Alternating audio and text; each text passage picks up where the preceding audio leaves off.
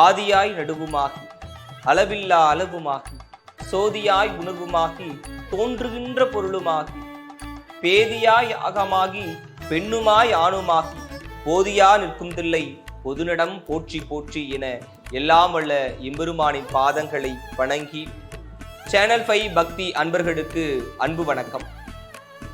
முக்தி தரும் பக்தி நிகழ்வில் நான் உங்கள் தகடூர் தமிழன் தங்கமுத்து.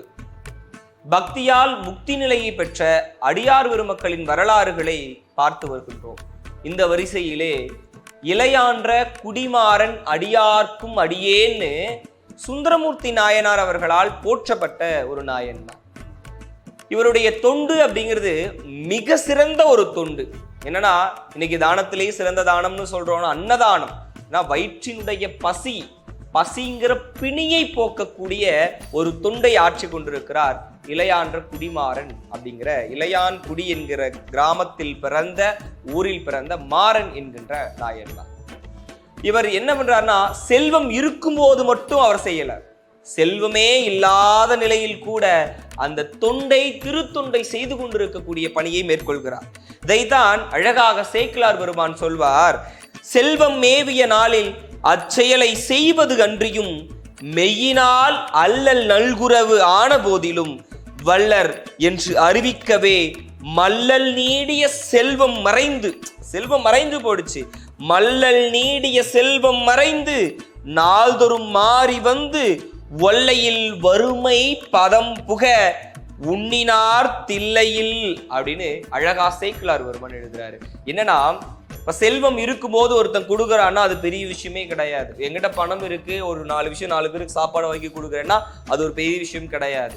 உங்ககிட்ட இல்லாத நிலையில் கூட, உங்ககிட்ட பணம் இல்லை, செல்வம் இல்லை, இல்லாத நிலையில் கூட ஒரு செயலை தொடர்ந்து செய்வதுதான் உண்மையான பக்தி என்பதை உணர்த்திய ஒரு வரலாறு தான் இளையான் குடிமாற நாயனாரினுடைய வரலாறு. இவர் மிகப்பெரிய ஒரு செல்வந்தராக இருக்கிறார். என்ன வேலை செய்யறார் அப்படின்னா, உழவு தொழிலை செய்து கொண்டிருக்கிறார். உழவுதான் ஒரு நாட்டினுடைய மிகப்பெரிய ஒரு பலம், முதுகெலும்னே சொல்லுவான். உழுதுண்டு வாழ்வாரே வாழ்வார் மற்றெல்லாம் தொழுதுண்டு பின் செல்லுபவர் என்று வள்ளுவன் சொல்கிறார் அல்லவா.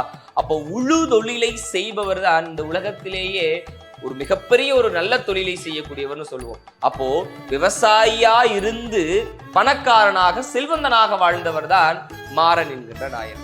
இப்போ விவசாயம் செய்யக்கூடியவர்கள் எல்லாம் பெரிய செல்வந்தராக வாழ முடியுமா? நிச்சயமா முடியாது. இனி வரக்கூடிய காலகட்டத்தில் முறை மாறி இந்த விவசாயிகள் மிகப்பெரிய செல்வந்தர்களாக வரக்கூடிய வாய்ப்புகளும் இருக்கத்தான் செய்கிறது. அப்படி உழு தொழிலை செய்து கொண்டிருக்கக்கூடிய இந்த மாறன் எப்போதும் ஒரு நல்ல செல்வந்தராக இருந்து அடியவர்களுக்கெல்லாம் வறியவர்களுக்கெல்லாம் உணவை வழங்கி கொண்டே இருக்கிறார். எப்போ வந்தாலும் எந்த நேரத்திற்கு வந்தாலும் உணவு வழங்கி கொண்டே இருக்கிறார், அன்னதானம் விட்டு கொண்டே இருக்கிறார். அடியார் பெருமக்கள் யார் வந்தாலும் எந்த நேரத்தில் வந்து கதவுகளை தட்டினாலும் அன்னம் வழங்கப்படும். இப்படி தொடர்ந்து ஒரு விஷயத்தை செய்துகிட்டே இருக்கிறார். இந்த செல்வம் குன்றுகிற இந்த நிலை, வறுமை எனும் பதத்தை தந்துன்னு சேக்கிழார் பெருமான் சொல்றாரு இல்லையா. வறுமை என்கிற ஒரு பதம், அந்த பதத்தை வாழ்க்கையிலே விடுகிறார்.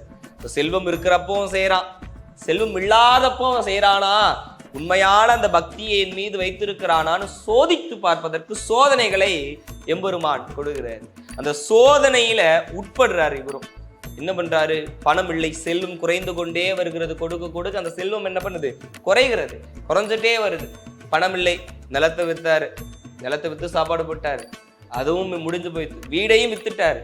வீடு, நிலம், சொத்து, பொன், பொருள் எல்லாவற்றையும் இழந்த நிலையிலும் தன் பக்தியை மட்டும் இழக்காதவனாய் மாறன் இருக்கார். எப்போதுமே ஏதோ ஒரு தொழிலை செஞ்சுக்கிட்டு வாழ்ந்துகிட்டே இருந்த ஒரு சின்ன குடிசை வீட்டுல இருக்கிறாரு. அந்த சின்ன ஓலை குடிசை வீட்டுக்குள் கணவன் மனைவி இருவருமே இருந்து கொண்டாலும் கூட அந்த பிறருக்கு அன்னம் கொடுக்கக்கூடிய கைங்கரியத்தை தொடர்ந்து செஞ்சுக்கிட்டே இருக்கிறாங்க. இந்த வாழ்ந்து கெட்டவர்கள் அப்படின்னு சொல்லுவாங்கல்ல, அந்த வாழ்ந்து கெட்டு போகக்கூடிய அந்த நிலை மட்டும் யாருக்கும் வரக்கூடாது. ஏன்னா ஒரு காலத்துல செல்வந்தரா வாழ்கிற பொழுது பஞ்சுமத்தையில் படுத்துறங்கி இருக்கலாம், மற்றவங்களுக்கு கொடுக்கறது கூட நிறைய கொடுத்துருக்கலாம், வாரி வாரி கொடுக்கலாம். இப்ப நம்முடைய மண்ணே கொடுத்த பரம்பரை தானே. வளர முடியாத முல்லைக்கு தேர் கொடுத்தவன் பாரி, குளிரில் அடங்கிய மயிலுக்கு தன்னுடைய போர்வையை கொடுத்தவன் பேகன். இப்ப இடது கை கொடுப்பது வலது கைக்கு தெரியாது, வலது கை கொடுப்பது இடது கைக்கு தெரியாது. இப்படி கொடுத்து கொடுத்து வாழ்ந்தவன் கண்ணன். கொடுத்து கொடுத்து வாழ்ந்தவர்கள் நாம். அப்ப கொடுத்துக்கிட்டே இருக்கிறாரு. என்ன இருக்கிறப்போ இல்லாதப்போ எல்லாம் கொடுக்கிறாரு. வறுமைங்கிற பதம் வந்தாச்சு, ஒண்ணுமே இல்லை. அடுத்த நாள் வேலைக்கு போனாதான் சாப்பாடு. ஆனால் அந்த சூழ்நிலையில் கூட இவர் செஞ்சுட்டு இருக்கிறாரு. அவரோடு துணை இருந்த அந்த துணைவி யாரும் அதை ஏற்றுக்கொண்டார். ஒரு காலத்துல இப்பெல்லாம் எல்லாம் வாழ்ந்துட்டு செல்வந்தனா இருந்துட்டு நம்ம அன்னதானம் செஞ்சு செல்வத்தை இழந்துட்டோம்னா எப்படி பேசுவார், எப்படி தன்னுடைய டைவர்ஸை வாங்கிட்டு போயிடுவாங்க இன்னைக்கு இருக்கக்கூடிய காலகட்டத்தில். ஆனால் தன்னுடைய கணவன் செய்யக்கூடிய கைங்கரியத்திற்கும் தன்னுடைய கணவன் செய்யக்கூடிய இந்த தொண்டைனையும் உறுதுணையாக நின்று அந்த இல்லறம் நல்லறமாக நடந்து கொண்டிருந்த பொழுதிலும் கூட தன்னுடைய சேவை என்பது தொடர்ந்து செஞ்சுக்கிட்டே இருக்காரு. அப்படியே போய்கிட்டு இருக்கக்கூடிய அந்த காலகட்டத்தில் என்ன பண்றாங்க, இருக்கக்கூடிய கொஞ்சமா இருக்கக்கூடிய அந்த நெல்மணிகளை விதைச்சிட்டு வராங்க. கீரைகள் எல்லாம் இப்பதான் போட்டிருக்கிறாங்க, சின்னதா இருக்கு. இருக்கக்கூடிய குறுகிய நிலத்துல நெல் விதைச்சாச்சு. வீட்டுக்கு வராங்க, மனைவியை கணவன் பார்க்கிறார். ஏதாவது இருக்குமான்னு கேட்டுருவாரோன்ற பயம் இருக்குது. வீட்டுல எதுவுமே கிடையாது, சாப்பிட்றதுக்கு சாப்பாடு கிடையாது, எதுவுமே இல்லை, எதுவும் இல்லாத சூழ்நிலை. ஒரு சொம்பு தண்ணி இருக்கு. அந்த தண்ணியை பார்த்து அந்த அம்மா சொல்லுதா, இன்றைக்கு இறைவன் நமக்கு அளித்த ஆகாரம் இதுதான் அப்படின்னு சொல்லி அதை 2 பேர் ஆளு கொஞ்சம் கொடுத்துட்டு படுக்கலான்னு போனாங்களாம். இப்போ இல்லைன்னு சொல்ல கூட மனசு வரல. இறைவன் இன்னைக்கு இதுதான் கொடுத்துருக்கிறாருன்னு நினைக்கிறாரு. வறுமை வந்த சூழ்நிலையில நம்மள கடவுளை பார்த்து திட்டுவோம், என்னப்பா இவ்வளோ கஷ்டத்தை கொடுத்துட்டியே, உனக்கெல்லாம் நான் என்ன பண்ணேன், இவ்வளோ விஷயங்களை செய்தேனே, இவ்வளோலாம் செஞ்சுமே நான் இன்னைக்கு ஒண்ணுமில்லாம இருக்கிறேனேன்னு கடவுள் மீது தன்னுடைய பாரத்தை கொட்டுகிறவர்கள் ஏராளம். ஆனால் இன்னைக்கு இறைவன் நமக்கு கொடுத்த ஆகாரம் இதுதான் அப்படின்னு சொல்லி இருந்த பச்சை தண்ணியை கூட ஆளு கொஞ்சம் குடிச்சிட்டு தண்ணியை படுக்கக்கூடிய வேளையில் தான் சிவபெருமான் ஆட்டத்தை ஆரம்பிக்கிறார். அவர் என்ன பண்றாரு, திருவிளையாடல ஆரம்பிச்சிட்டாரு. அடியவர் வேஷத்துல வரார். மிக பிரகாசமான மேனி. சிவபெருமான் பார்த்தாலே அந்த அளவுக்கு அழகான மேனி. அதனால் பசியால் மெலிந்து வாடுபவர் போல தோற்றத்தை கொண்டு, மழை வேற வருது, குடிசை வீடு. அந்த வீட்டினுடைய கதவை தெற்ற போய், பா மாறன் வீடாப்பா, இங்க அடியார் பெருமக்கள் எந்த நேரத்துக்கு வந்தாலும் இவர் அன்னம்பாளிப்பார்னு சொன்னாங்க. மிகுந்த பசியோடு வந்திருக்கிற, பசியினுடைய கொடுமை என்ன வாட்டி வதைக்கிறது, ஏதாவது அன்னம் இருந்தால் கொடுங்க அப்படின்னு கேட்கிறப்போ அவங்களுடைய மனம் எவ்வளவு பதைத்து போகும் தெரியுமா? இப்போ அடியார் பெருமக்களை கூப்பிட்டு அன்னம் போட்டு கொண்டிருந்த இவரு இப்ப கேட்கும் போது சாப்பாடு கொடுக்க நம்ம இடத்துல எதுவுமே இல்லையே என்று வருந்துகிறார். அந்த சூழ்நிலை எப்படி இருக்கும் தெரியுமா? தன்னுடைய தாய் குழந்தைக்கு பால் கொடுக்க வேண்டும் என நினைப்பால் பால் இருக்காது. இப்ப பால் இல்லாத அந்த குழந்தை பாலுக்கு அழும் போது அந்த தாயினுடைய மனம் எவ்வளவு பதைத்து போகும். அந்த மாதிரி பதைத்து போறாங்க. பா என்ன கொடுக்கறதுக்கு எதுவுமே இல்லையே, என்ன பண்றது பார்க்கிறார்கள். நம்ம சொல்ற இதையாவது கூட்டிட்டு வாங்க, அடியார் ஏதாவது வெளியே போயிட போறாரு, அவரு நீங்க மழை வேற நனைஞ்சிட்டு இருக்கு, அழைத்துட்டு வாங்கன்னு சொல்லி வீட்டுக்கு அழைச்சிட்டு வராங்க. அந்த அடியார் பெருமக்களும் வீட்டுக்கு வராரு.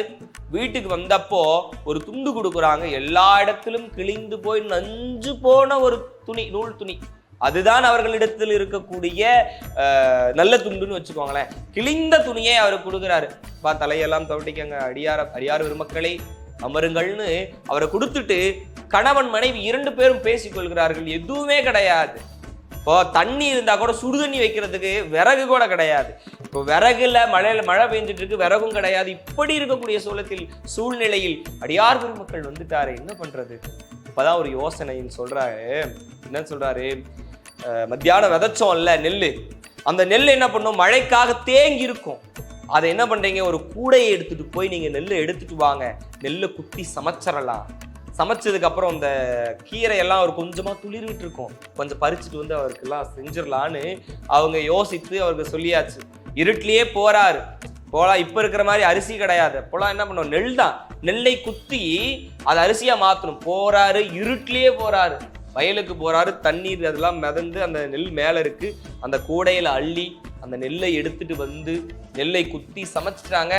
எல்லாமே தயாராகி விட்டது.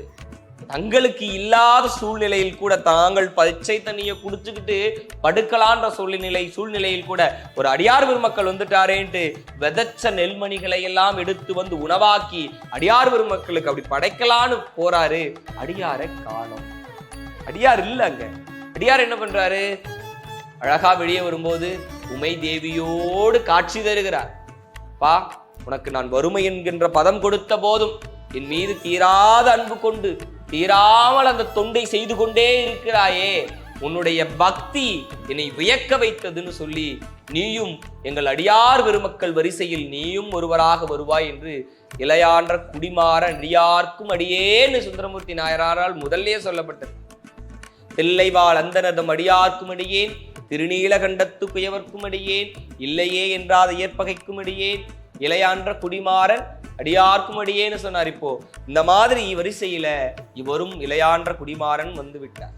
இப்போ ஒருவருடைய பசி இருக்கிறதுனா அந்த முகத்தை பார்த்து வாடிவிடாது.